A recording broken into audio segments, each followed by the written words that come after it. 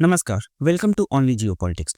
देखिए, पिछली वीडियो में मैंने आपको बताया था 12 फरवरी को बांग्लादेश में जनरल इलेक्शन की वोटिंग होने वाली है। लेकिन मोहम्मद यूनिस की पूरी कोशिश है कि इस वोटिंग से पहले वो एक ट्रेड डील अनाउंस कर दे यूएसए के साथ, ताकि वोटर्स को अपनी ओर अट्रैक्ट कर सके और उन्हें भरोसा दिला सके कि मोहम्मद यूनिस भी एक विजनरी लीडर्स में से हैं। और गेस व्हाट, क्या हुआ? वोटिंग से जस्ट 2 दिन पहले बांग्लादेश ने यूएसए के साथ ट्रेड डील अनाउंस कर दिया, जो कि ऊपर से तो काफी अट्रैक्टिव है, लेकिन अंदर से काफी ज्यादा बांग्लादेश के फार्मर्स को नुकसान पहुंचा रहा है।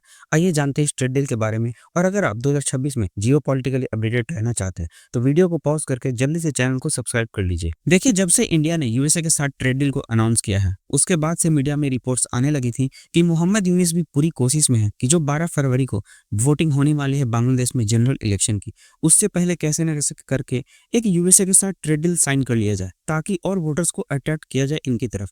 लेकिन ये जो ट्रेड डील है बांग्लादेश और यूएसए का, ये हेडलाइन में जितना अच्छा दिखता है कि 0% टैरिफ, उतना ही खतरनाक है बांग्लादेश के फार्मर्स के लिए, खासकर उन फार्मर्स के लिए जिनका घर रॉ मटेरियल प्रोड्यूस करने से चलता था, कॉटन से यार्न बनाने से चलता था। मैं आपको बताता हूँ क्यों। देखिए, आप आज के टाइम पे किसी भी मीडिया रिपोर्ट्स को पढ़ेंगे तो उसमें यही लिखा होगा कि बांग्लादेश के टेक्सटाइल पे जो बांग्लादेश सेल करेगा यूएसए के मार्केट में, उस पर 0% टैरिफ लगा करेंगे। लेकिन ये बिल्कुल नहीं है। बस इस 0% टैरिफ के बदले बांग्लादेश ने कई फार्मर्स के जो कि रॉ मटेरियल पे अपना घर चलाते थे, उनको बिल्कुल बर्बाद कर दिया है। क्योंकि उन्हीं टेक्सटाइल पे 0% टैरिफ लगेगा, जिसको बनाने के लिए बांग्लादेश रॉ मटेरियल का इस्तेमाल करेगा जो कि यूएसए मेड हो। जी हाँ, पहले यूएसए के फार्मर्स रॉ मटेरियल को प्रोड्यूस करेंगे, चाहे वो कॉटन ही क्यों ना हो। फिर वहां के फार्मर से बांग्लादेश वो रॉ मटेरियल को परचेस करेगा। फिर उस रॉ मटेरियल से बांग्लादेश के प्रोड्यूसर्स मिल्स में, फैक्ट्रीज में टेक्सटाइल को बनाएंगे और उस टेक्सटाइल को यूएसए को मार्केट में सेल करेंगे।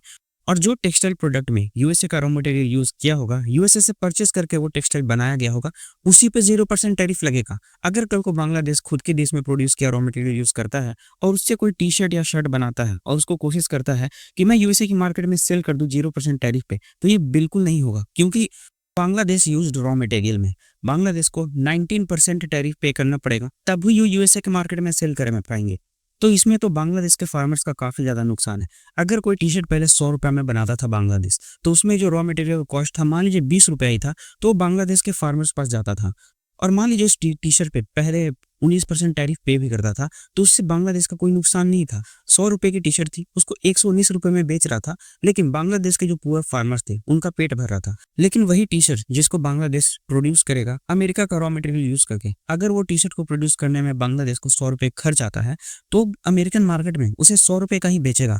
लेकिन इसमें कैच ये है कि बांग्लादेश उससे पहले 25 रुपए का रॉ मटेरियल यूएसए से परचेस करेगा, और इस 25 रुपया जाएगा यूएसए की इकोनॉमी में, ना कि बांग्लादेश के पूरे फार्मर के पास। एंड ये 0% टैरिफ के बदले जो बांग्लादेश ने यूएसए को गिफ्ट दिया है, वो काफी ज्यादा बांग्लादेश के फार्मर्स के लिए बिल्कुल बुरी खबर है। क्योंकि बांग्लादेश ने यूएसए के सोयाबीन को बांग्लादेश में अलाउ कर दिया है, यूएसए के मोटर व्हीकल्स को बांग्लादेश में अलाउ कर दिया है, यूएसए के कॉर्न को बांग्लादेश में अलाउ कर दिया है, यूएसए को मेडिकल डिवाइसेस को बांग्लादेश में अलाउ कर दिया है, यूएसए के सिविल एयरक्राफ्ट को बांग्लादेश में अलाउ कर दिया है, यूएसए को इवन वीट को भी बांग्लादेश में अलाउ कर दिया है। जिससे जो बांग्लादेश के प्रोड्यूसर्स प्रोड्यूस करते हैं, उसकी वीट की prices compare to American wheat के प्राइसेस से काफी ज्यादा हाई होंगे। और बांग्लादेश के जो कंज्यूमर है वो कोशिश करेंगे कि वो अमेरिकन वीट को परचेस करे इन स्पाइट ऑफ बांग्लादेश के वीट। जिससे जो एग्रीकल्चर सेक्टर है बांग्लादेश का, जो फार्मर है जो कि खेती पे डिपेंडेंट है, चाहे वो वीट ही प्रोड्यूस क्यों ना करते हो, उनको काफी बड़ा झटका लगने वाला है।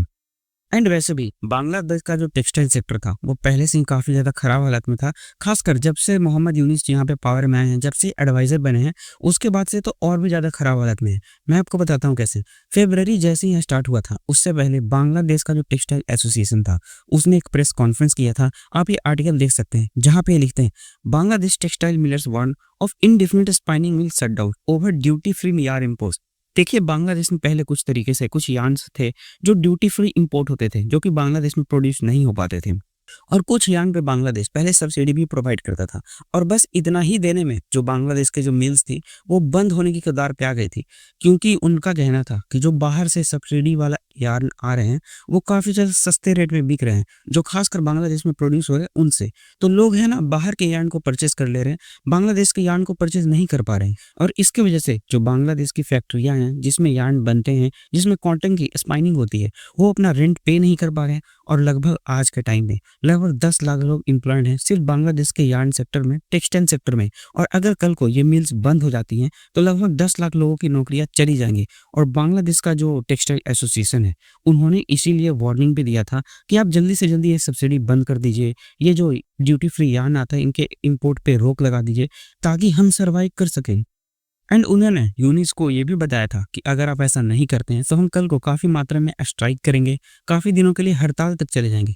लेकिन मोहम्मद यूनिस ने सब्सिडी फ्री ये सब तो बंद कर दिया, लेकिन इन्होंने बांग्लादेश से रॉ मटेरियल ही परचेज करना बंद कर देंगे। ये साफ साफ 0% टैरिफ के चक्कर में रॉ मटेरियल की ओर साफ साफ देखेंगे यूएसए की ओर, जिससे बांग्लादेश का फार्मर्स को काफ़ी बड़ा नुकसान होने वाला है। लेकिन लोग आज इंटरनेट पे ये बातें कर रहे हैं कि ये जो बांग्लादेश का 0% टैरिफ वाला ट्रेड डील है इससे इंडिया को कितना नुकसान होने वाला है। देखिए डेफिनेटली इंडियन सब कॉन्टिनेंट में जो सबसे बड़ा टेक्सटाइल प्रोड्यूस करता है वो है बांग्लादेश और सबसे ज़्यादा टेक्सटाइल एक्सपोर्ट भी करता है वो है बांग्लादेश।